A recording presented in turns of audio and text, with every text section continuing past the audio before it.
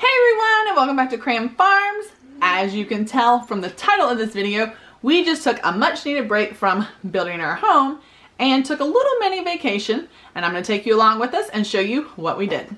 So we traveled all the way to Hannibal, Missouri, and if you don't know, Hannibal is the home to Mark Twain. You want to paint the fence? Sure, I'll paint the fence. So we got to see Mark Twain's house, Becky Thatcher's house. This is the fence where Tom Sawyer, in the book, Tom Sawyer was painting, had to whitewash the fence. It's a really cute downtown area right on the river, and it has lots of little shops and places to eat, a nice little general store, and at the end of the street is a beautiful lighthouse. But you might not be surprised to find out the whole reason we went to Hannibal was to attend the Homesteading Life Conference that's hosted each year by Off Grid with Doug and Stacy.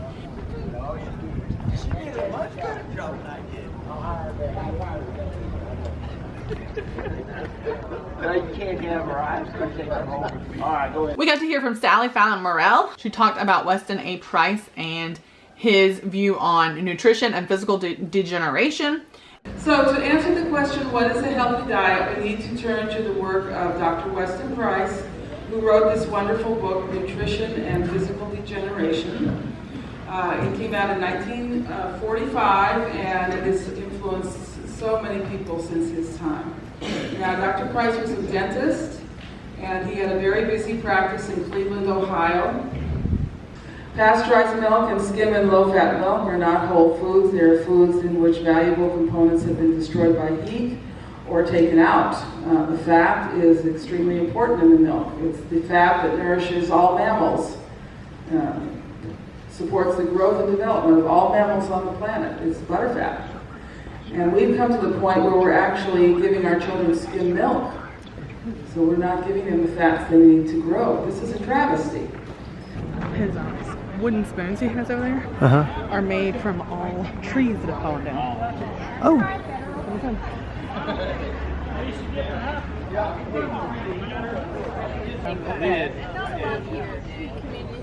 That is one downside, but it's better than 1,200 meals a day. We send those to third world countries, on orphanages and schools, and we cook with that. But those big dogs right there take off. We make every piece of that by hand. And so that means the milling process has to be operating at the same time because it goes right off those trucks into a crusher. We also had the opportunity to go in this little tiny house. It's called a cow, they call it. It's a cabin on wheels. They had some really neat ideas and ways that they organized and had areas set for multi-purposes. So it's really cool. I'll take you inside the cabin here and let you hear her explain a little bit about it and how they use all the different areas inside the cabin. Oh, wait, baby. So that, and we also have a washer and dryer. Oh, wow. Right there. Got that on Amazon for $125, and I bought it because of the 1500 Art Revolution spin. Perfect. And then I just hang up here and finish drying, like from here and here, and turn on the double fans. And boom, that thing is really. So, but if you want to come on in, I'll show you if you can shut that door, and then you can see we have the water distiller in there because it's very important. We don't drink city water. It's the drain. We have gravity fed water to a 50-gallon water tank. This has 4 different functions. This is 28 inches, so, and 60 inches to here. So I'll show you. We just pull this up like that, you know, and then I put it in that closet. So if you see these hold up, and this converts into a shower and a bathtub. Wow. So I can just pull it up like that. My towel, oh, I got that all wet. Was down there. So that's it. Also, so pulls that up. We put the shower curtain that's right there.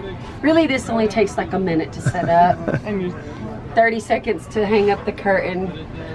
Pipe the water. We have a valve up there. You just turn the valve on, pipes it in, and then you set You go in the closet, turn the power switch on to the bucket water heater. And it takes 17 minutes to heat the water. 18 will scald you. Don't ask me how I know. 17 minutes is a good shower. And then you turn it off, and then you're ready to take a shower. And the bathroom is the biggest, like, wasted space for a tiny space. So now it converts back to a kitchen. Or I can wash the clothes, which I take one of these and set it there. Of course, raise this up, set it there, and put the drain where the washing drain goes there, and plug in the washer right here.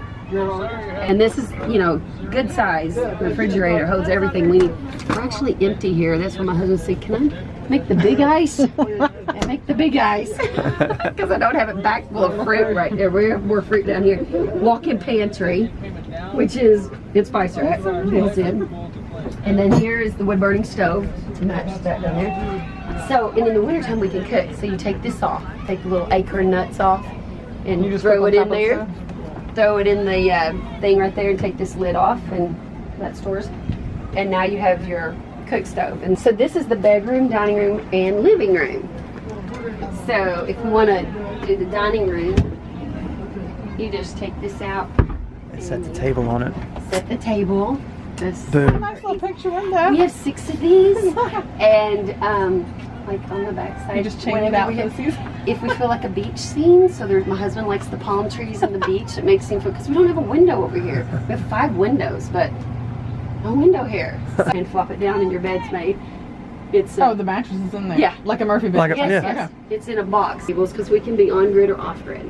So this is a 3,000 watt Goal Zero with lithium batteries, and we have solar panels up there. So right now we're at 100%, but we're not on the Goal Zero. We're running off of our Generac. We can use the Generac to charge up the Goal Zero. Right. Or the solar panel. And like right now, it's getting in probably a good amount. 92? 92 watts right now that it's soaking if we need it, but we're at 100%. So, but if there's no sun, Right. then we can fire up the generator if we're boondocking. Now, if we're at a state park, we have a 30 amp hookup on the front with So you just our hook in. boat. We just hook up. Yeah. So your 2 weeks that you live in here, you're traveling, and the Yes. other 2 weeks you're just at home. At home, yeah, yeah. And there's the water tank up there, and then so I'm making quilts now, because that way when he's at work, I'm doing something, Right. and I'm making quilts and stuff. And this is a great quilt maker, because you can You cut it just here, spread it all out. and you just sit here, and you've got plenty of room for the sewing. It's awesome. This is But, really and then put true 2x8 true cedar, and a year and a half to build. on the first night of the conference, you are able to go on a riverboat cruise. So we had dinner there, and we're able to walk around after dinner on the outside of the boat as we cruise down the mighty Mississippi. This was a great relaxing time. Just look around. The sunset was beautiful. And it's about an 8-mile tour down the Mississippi while you eat, and then just have some relaxing time out on the decks afterwards.